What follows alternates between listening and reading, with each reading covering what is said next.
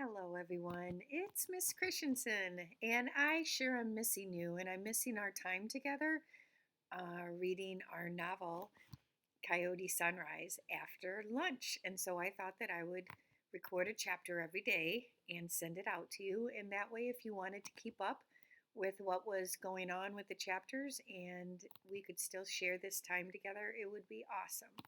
I'm also going to send out some kind of comment platform so that if you have any thoughts or comments on the chapter that we just read, you can do that. So, without further ado, we are reading Coyote Sunrise and chapter 5. We stayed that night in the campground at a place called Turquoise Lake in Colorado. It was a real honest to goodness campground with numbered camping spots and picnic tables and crusty metal fire pits. The second we came to a stop in an empty camping spot, I was out the door, Ivan in my arms, ready to go exploring. I wandered down to the lake, sniffing at the smells of cooking hot dogs and toasty marshmallows, dodging the kids zipping around on bikes. I steered clear of the kid-crowd gravelly beach full of splashing swimmers, knowing Ivan wouldn't appreciate all that ruckus and horseplay. Instead, I found a little quiet spot off by itself where the lake lapped up under the shade of some trees. I kicked off my flip-flops, sat down on a log, and slipped my feet into the coolness of the water. Ivan wriggled out of my hands and stepped with cautious paws along the log, bobbing his head curiously at the water. Oh my God. The voice made me just about jump out of my skin. I jerked back so fast I nearly tumbled backwards off the log. It rocked underneath me, and Ivan crouched low, digging his claws into the wood. Once we were both steady, I looked up to where the words had come from. There was a girl about my own age, sitting up in the tree above us. She was resting in the crook of two branches, a book held open on one knee. She had round, horn-rimmed glasses and a look of utter seriousness on her face. "Sorry if I scared you," she said, "but this is the cutest kitten I have ever seen." I smiled up at her. "That's probably true," I said back. "They don't come much cuter." "Can I hold him?" she said. And I shrugged and nodded, and she closed her book with a snap, and she hopped right down to join us. I scooped up Ivan and held him out to her. She tossed her book back into the bushes and took Ivan nice and gently, just like you oughta. She spun him around so they were facing each other. Ivan hung limp in her hands, looking her right back in her wide eyes. "Oh, man," she breathed. "I'm like dying from the cuteness. What's his name?" "Ivan," I answered. "After the book. You know, the one and only Ivan."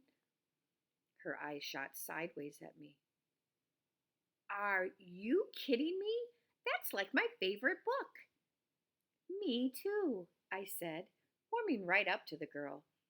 There's nothing like a good book for bringing folks together. I jutted my chin at her book lying in the bushes. "What you reading now?" I asked her, and she answered, "Anne of Green Gables." And I said, "Oh, Lord, I love Anne of Green Gables." And she grinned at me and cocked her head and said, "Want to come to our camper for dinner? We're having tofu sausages." And then she saw my "Are you serious?" face, and she assured me they're way better than they sound. Pretty yummy, actually. And I shrugged and said, "Sure." And then I asked, "Can I bring Ivan?" And she smiled and said, "You better." And I laughed and stood up, and we headed off together, and that was that.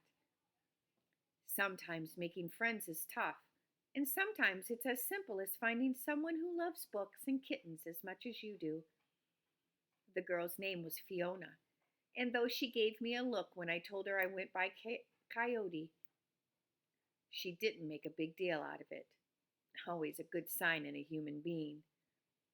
We spent the afternoon mostly at her mother's site, playing with Ivan and comparing favorite books and avoiding her brothers. Her family was her mom and her dad and her two little brothers, Alex and Avery, who were kind of annoying but mostly cute. And Fiona was right. Tofu sausages, if you put enough ketchup on them, aren't half bad. After dinner, her dad took the boys down to the lake to burn off some energy, and it was just me and Fiona sitting around the table and talking.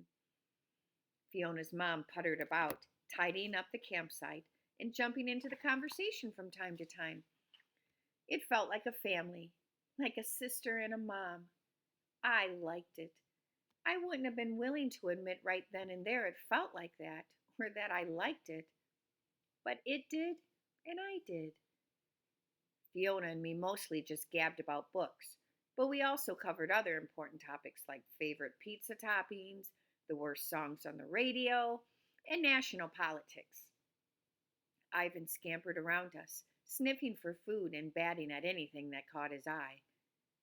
I was having a fine time, right up until Fiona heaved a big yawn and griped, "Man, I'm tired. Avery and Alex claim to be afraid of the dark whenever we're camping, and they keep the flashlight on practically all night.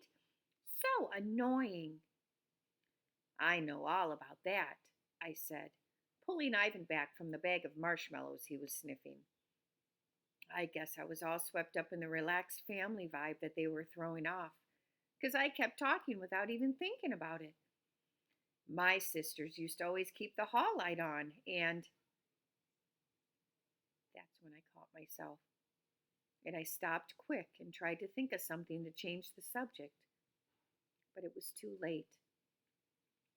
"I didn't know you had sisters," Fiona's mom cut in with a smile. "Are they here camping with you?" "No, ma'am," I whispered, shooting a careful look up at our campsite. I squeezed Ivan into a tight hug and kissed his head before letting him go. "Well, where are they?" I swallowed, looking up toward Rodeo and our bus. I knew I shouldn't answer. I knew I should come up with an excuse and make a gracious exit. But there was no way Rodeo would be able to hear me, and maybe I didn't want to leave my new friend and her nice mom. There's nothing wrong with that, right? So I answered her with the truth. But it came out stuttery and still at a whisper. They're they're dead, ma'am. They were killed in a car accident 5 years ago." I could feel Fiona and her mom's eyes on me, but I had kept mine on Ivan, waiting for the night to slide back into the nice, easy normal it had been before. "Come on, Coyote," as if. "Oh dear, I'm so sorry. That's just awful. How awful." I wanted to say something breezy and light, and I even opened my mouth, but for once I came up short. Out of the corner of my eye, I saw her mom put her hands on Fiona's shoulders, pulling her close in a little from behind hug that made me sort of ache in a weird, quiet way. "I just can't imagine," her mom said, her voice faltering. "If something ever happened to Fiona or the boys, well, I don't even know. I can't imagine how your mother dealt with such a loss." I flicked a ball of tinfoil, sending it skittering off the table. Ivan scrambled after it in hot pursuit. I kept my eyes down on Ivan. "Well, then, I guess she was lucky, ma'am. She died in the accident, too, and she didn't have anything to deal with. I suppose loss was all me and my dad's." There was another silence, stiff and heavy. I wished Fiona would say something. I could feel her looking at me still, wordless, and I didn't like it. I ain't broken, and I ain't fragile, and that's that. Finally, I managed to swallow down whatever feelings had gotten stuck in my craw. I brought my eyes up, wide and daring and ready, to meet Fiona's and flash her a smile. Hey, want to come see our site? I asked. Fiona was biting her bottom lip, but she raised her eyebrows and gave me an eager nod. Where is your family staying, honey? Her mom asked, and her voice was different than it had been all night, and I was ready to go out of there, away from her careful voice and sympathetic eyes. We're just 3 spots up, the end spot up by the campground host. Her mom's eyebrows shot up. That big yellow school bus? That's your camper? How hilarious! I wasn't exactly sure what was so hilarious about it, but I nodded anyway. Yes, ma'am, that there's Jaeger, built to carry up to 56 children and a driver, but we've retrofitted her, of course, and taken out most of her seats. That is just so interesting, her mom said. What an idea! Do you camp in it often? I shrugged. Mostly during the summer. The rest of the year, we usually just pull off and park in a parking lot when it's bedtime. Her mom's smile dimmed noticeably. You mean you live in that bus all the time? Yes, ma'am. Here for the last 5 years. You don't have a home? I frowned. Of course we do. It's parked right up there. Oh, well, yes, well, she cleared her throat. So it's just you and your dad living on the bus? And Ivan, I said, holding him up with a smile. Of course, she said back, but her smile looked pretty thin at the edges and her voice was more careful than ever. She stretched her neck a bit, looking up toward our site. Is that your dad there? Up on the table? I stood up, and sure enough, there was Rodeo, sitting up on top of the picnic table, strumming away at his guitar. He was shirtless, naturally, and he'd untied his hair from the sloppy braid he'd had all day, so it was poofed out all wild and frizzy around his head.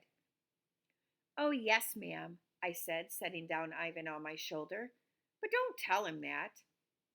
I looked away from her frown down to Fiona. Come on, I'll show you my library. Fiona started to stand up, but her mom still had her in that backwards hug and she kept her hands on her shoulders, holding her down.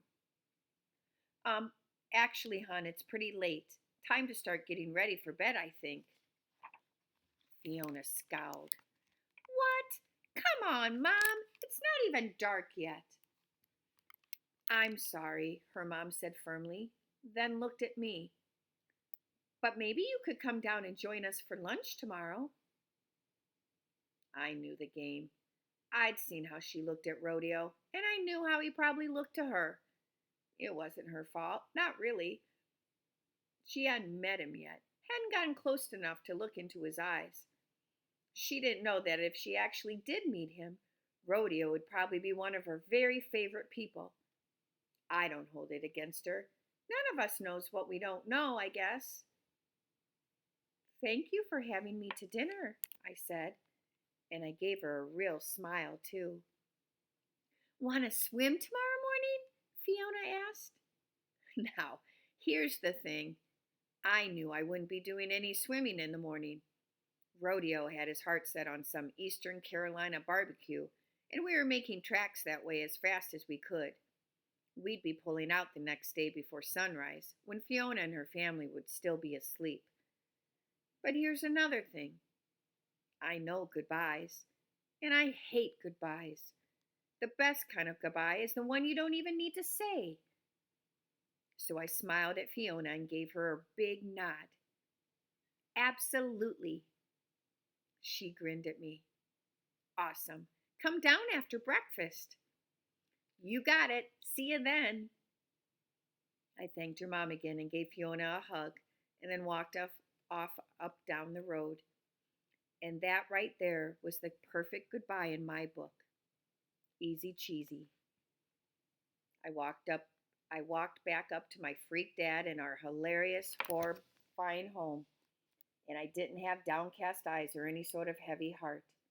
Nope, it was all right. It was all right. There was nothing to cry about. There was nothing to cry about. Sure, I would have kind of liked to have another day up there.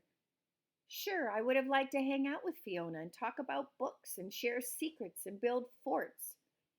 Sure, that didn't matter. We always kept moving, Rodeo and me. That's the way it was. That's the way it had been for years. That's the way it was going to be always, I thought. That's the way it had to be, I thought. I had no way of knowing right then that it was all about to change in a huge way. And that is the end of chapter 5. I hope you liked it.